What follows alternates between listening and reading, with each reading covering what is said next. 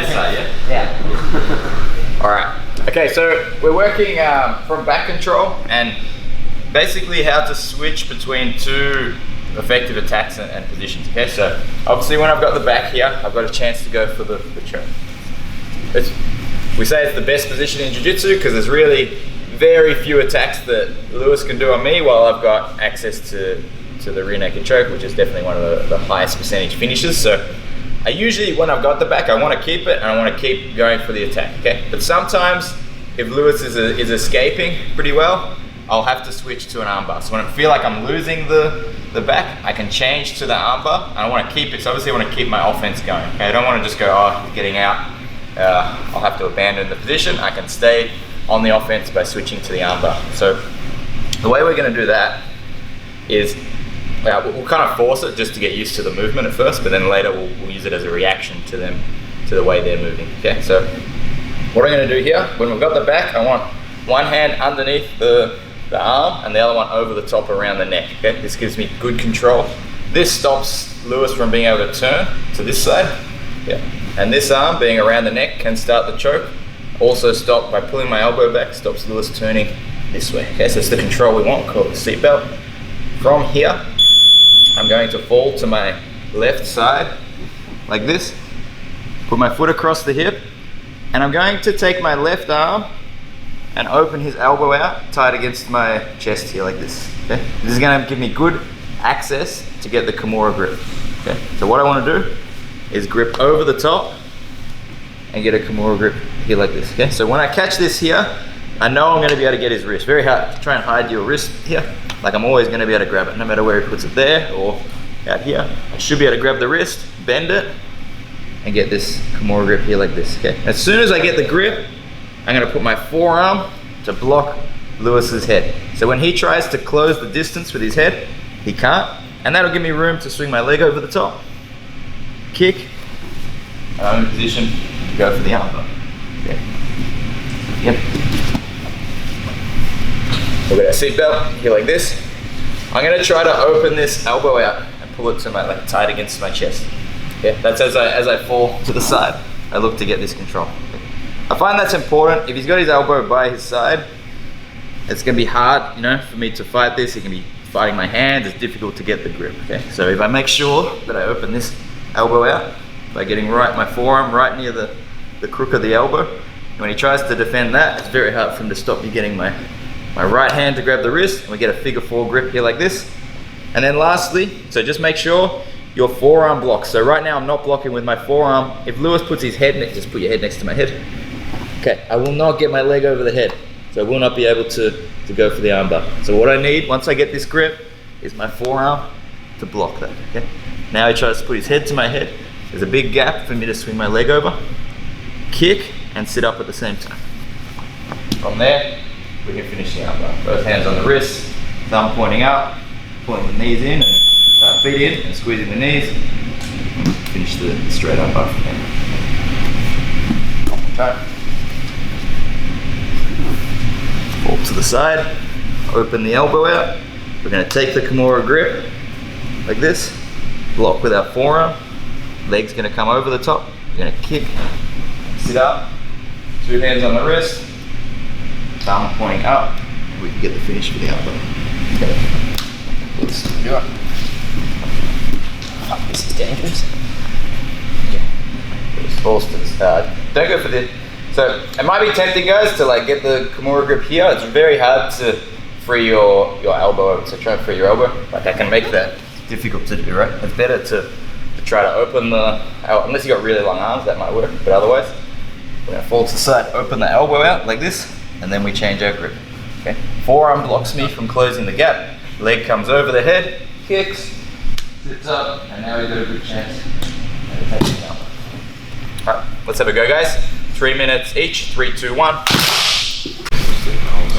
Okay, so actually, let me show you now. So if Lewis does this on me, how I defend. Okay, so often I'm defending the back. I'm holding this arm. Lewis falls to the side. He switches, goes for the Kimura grip here like this. Okay, so then he's going to swing the leg over the head and go to sit up. All right. So what I might do from here, when I want to defend from this, like he's still got the Kimura grip right now. It always depends how far through you are. Like, you know, if we're here and the arm's extended, then we don't think about going back to the back, okay? You're gonna just work to finish the armbar because that's what's available. Here, possibly, if I start to, so I want the person on bottom to do this, I'm gonna bump this top leg off and I'm gonna start to move back like this, okay? Because if I can do this, I can start to get an escape. You can't swing the leg over, so the armbar is very hard to finish. And I can start to put pressure and I'm starting to escape. So if Lewis does that to me, that's when I need to think about going back towards taking the back. I've got the back, we're here, I get that Kimura grip, I swing the leg over, and I sit up. If Lewis bumps my leg back here like this, okay, I do not want to stay on my right side right now. Okay? If I keep trying to get the armbar, he keeps moving his shoulders over my leg, I lose everything. Okay, go back. As soon as my leg's bumped off from his head, I want to take Lewis's elbow here to the ground, far over this side. Okay, turn it over.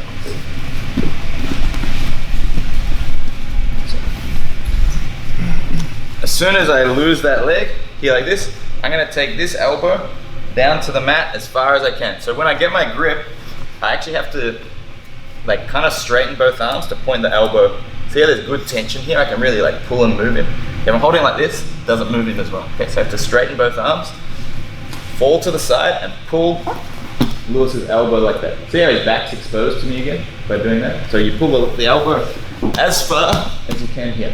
Okay, he might be pretty low down, so it's hard to get, like, go a bit low. Yeah. So if I try and get the seatbelt again, you see that's loose.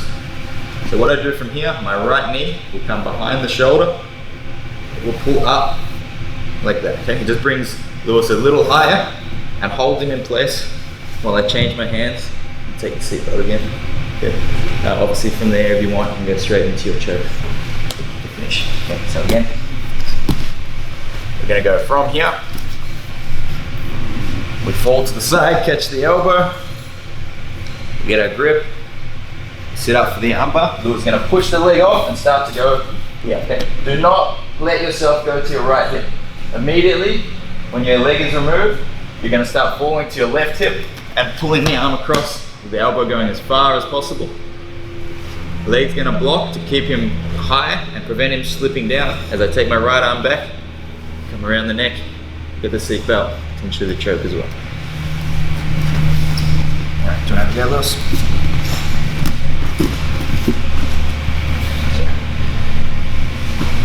Go the armbar.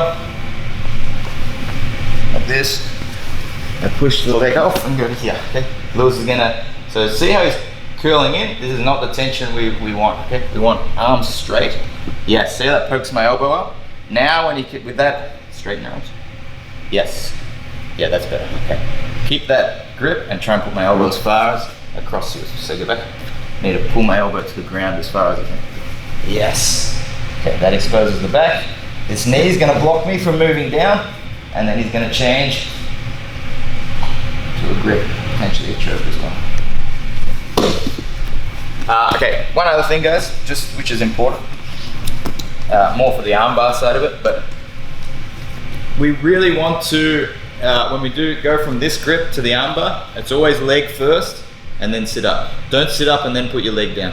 Okay? Because of that defense we just went over. If I sit up without the leg going over, Lewis bridges, I've lost my armbar completely. Okay? So beforehand, I always want my leg over the top. Much harder for him to remove that. I can start attacking the arm properly. Okay? But for the sake of this drill, we're going to assume he does clear the leg. We fall to the side. Get there. See how my arms are straight? Elbow as far to the side as possible. Block with your leg. We'll come back. And if you want, you can finish with a choke. Alright, let's go, guys. 3, 2, 1. Now you can see that using this Kimura grip lets us connect the armbar to back control. Okay? So I want you to now, like your partner, like Lewis, will give like 20-30% resistance. So not going crazy. He's going to do what he would normally do, just at maybe a slower pace and with less force. Yeah. So they still want the right reactions, and if I stuff up, then he should still take the opportunity to get out, just at a very slow pace. And I want you to mix between the two techniques. And the main thing I want you to think about is, if one's not working, they're probably giving you the other. Does that make sense? So if I'm trying, if I get to here and I'm trying to take the back, but it's just not working, it probably means the armbar is there. Yeah. So let's say just getting down low, trying to like I'm trying to take the back here, and I feel like it's not there. Probably actually is going to be really easy to switch to the armbar. And if you're trying to, go for the armbar and it's not there, it's probably really easy to go back to the back. Okay? But at any point, Lewis might give me, I start going for the back, and then he starts changing again. He starts going back